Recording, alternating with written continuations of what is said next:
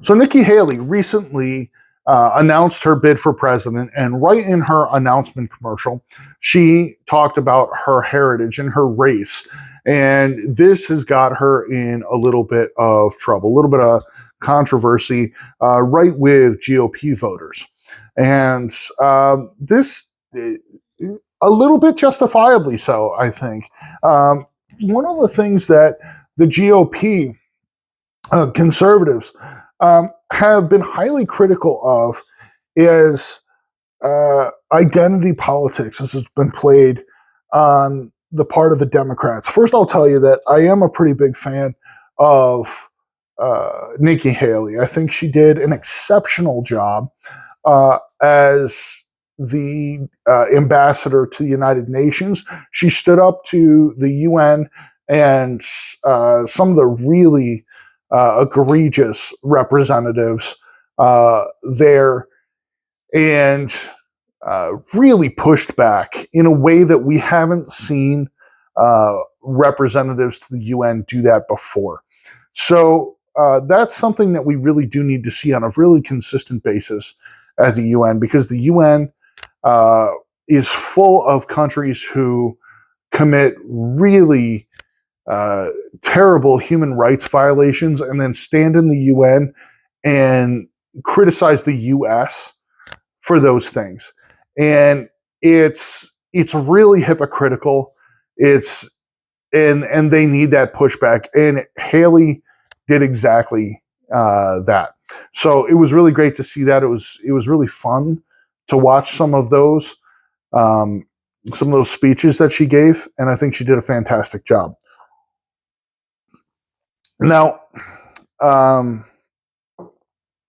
also agree that Nikki Haley did a really good job as governor of South Carolina. I haven't followed her career very closely as governor of South Carolina. She didn't make a whole lot of national headlines with that.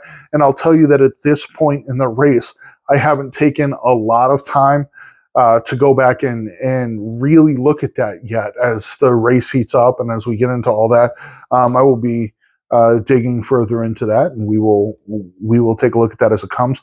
But from what I know about Nikki Haley, she performed really well as the governor of South Carolina, and the residents in South Carolina seem to have really liked her at the time. She was pretty popular.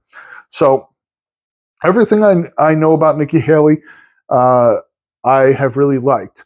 But this point of identity politics that she raised coming right out of the gate, that sets me back a little bit. I'm not a huge fan.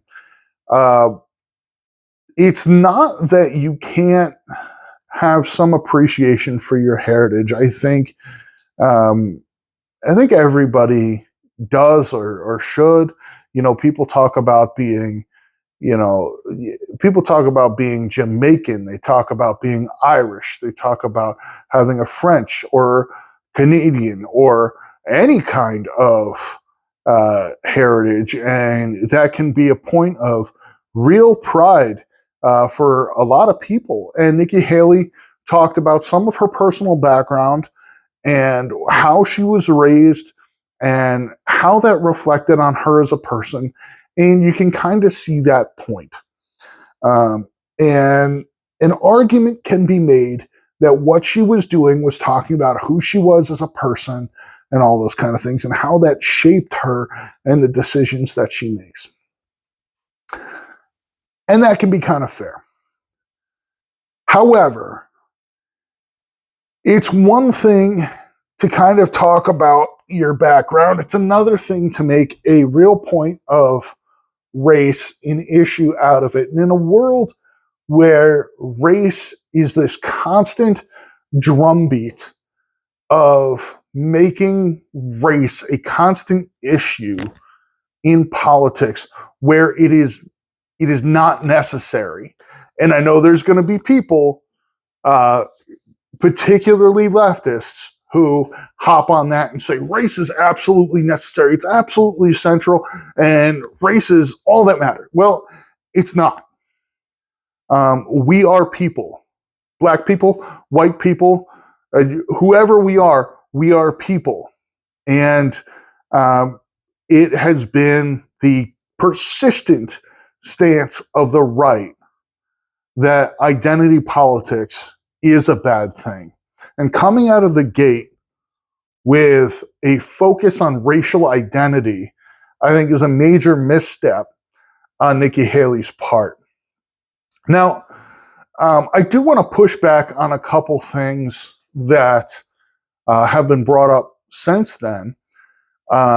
There's one key piece of, I don't want to call it misinformation, but kind of. The left, I believe it was a leftist, has brought up that on a forum when she was younger, and possibly a couple forums, she highlighted that she was Caucasian. She filled in that box. Well, you may remember this, and it probably stands out to you, particularly if you were not white or black when you were younger and you had to fill out a form, that in very many instances, when you had to fill out your race on a lot of forms, there were not multiple options. Today, if you have to fill out a form, you get like 5, 6, 7 options to fill out your race. If that's something you have to do, if there's a race option on a form, you get a handful of options so that you can be specific. But when I was growing up, I know that I would very often encounter white or black on a form, and that would be the option. Maybe Caucasian or African American, whatever. It would you'd have 2 options, and so Nikki Haley is getting some pushback on the fact that she filled out some forms and identified as white. And they're trying to say that now she's trying to play identity politics by saying that she used to try to pass herself off as white, and now she wants to claim her Indian heritage. But that's not really what happened. She encountered some forms that didn't have the option, and now, but it's something that that's kind of a disingenuous. It's a disingenuous criticism because she just simply didn't have the option to check off her actual race, and that's as it is that I understand it. So, that fact check can, if there's better information on that and people can bring that to my attention, that's fine. But I believe that's what actually happened in that situation. So I think,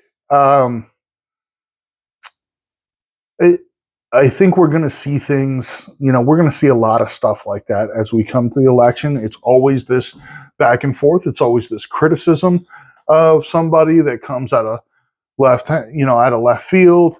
And then we find this whole other story that comes up and all that thing. One of the things I really want to encourage you guys is to slow down as we come in here. And this is going to be something that I'm going to work really hard as we go through the election season, which is crazy that 2 years out we're already into, but that's the way it is every year. But to make sure that I do myself, and it'll be tempting to hop on every little trend and to do that. But one of the best things we possibly can do as we see scandals or hot takes in the news and all those things is to hop right into it, to see what happened, and to start throwing out opinions and everything. And so often things are based on wrong information or based on half-truths and all this. And this is something that really was based on a half-truth. Yes, she filled out a form. Yes, she marked that down. But it is not the basis for which she was identifying herself. And she wasn't that I'm aware of consistently trying to pass herself off as white and then doing this. But it does raise the issue that she was making statements that seemed to be playing toward an identity politics kind of thing. You wouldn't want to see on the other side somebody who said, listen, straight white males are getting a bad rap. I'm a straight white male. That's my background. You wouldn't want to see somebody say that kind of thing. Somebody's going to clip that, and that'll be bad. But you don't want to see somebody say those kinds of things and have that be an identity thing, right? So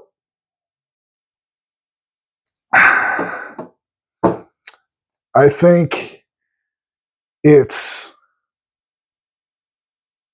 important that she considers how much that's a thing she's really going to focus on talking about. I don't know if she's trying to play toward the identity politics angle, or if she was just trying to talk about her history and and that was just something she focused on. I know that one of the things that our friends over at The View highlighted was that she used her middle name as a reference rather than her first name. And that was something that they took offense at or tried to make a big deal about because her middle name sounds more white or whatever rather than her first name. But that's it's just a dumb criticism. I know a lot of people who do that kind of thing because it's easier to pronounce or because they like it better. They like that kind of thing better or whatever. People with, people who don't even have foreign sounding names. They just take their middle name just because they like it better. There's all kinds of reasons why people would do that, and it's got nothing to do with passing it off. Now, I don't care. I really don't care about apologizing to the left for anything that a conservative candidate does, because there's nothing that you're going to do to help, to appease the left, or nothing you're going to do to appease the View. So whatever for that. But it is worthy of noting that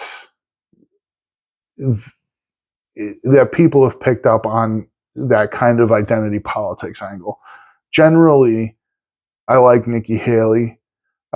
Generally, though, I haven't, she's spent 10 seconds in this campaign. So it remains to be seen what kind of a campaign she's going to run, the kinds of things she's going to hit on, what her platform is going to be overall. And so, it's not like I'm throwing my hat in the ring for her altogether. But, and I've got some other people that I'm also interested in. But generally, I think she's pretty good candidate.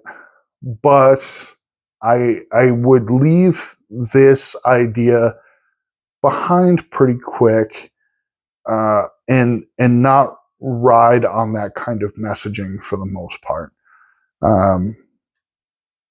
But I guess we'll kind of see what angle she takes, how she moves forward on that, and I guess we'll see. Yeah. We don't want to end up in another kind of, situation where Joe Biden, he focused on with Kamala Harris was that identity politics thing and didn't focus at all on her record or her qualifications or anything. Nikki Haley has a lot of record to run on. and a lot of positive things she can hit on, and she's far better off talking about those things than her race. So, all right. Well, don't forget to like, comment, and subscribe, guys. Those things really help us out as I'm getting started here. So, yeah. And if you disagree with me, or if you do agree with me, please throw a comment down below and let me know what your thoughts are. All right. Thanks.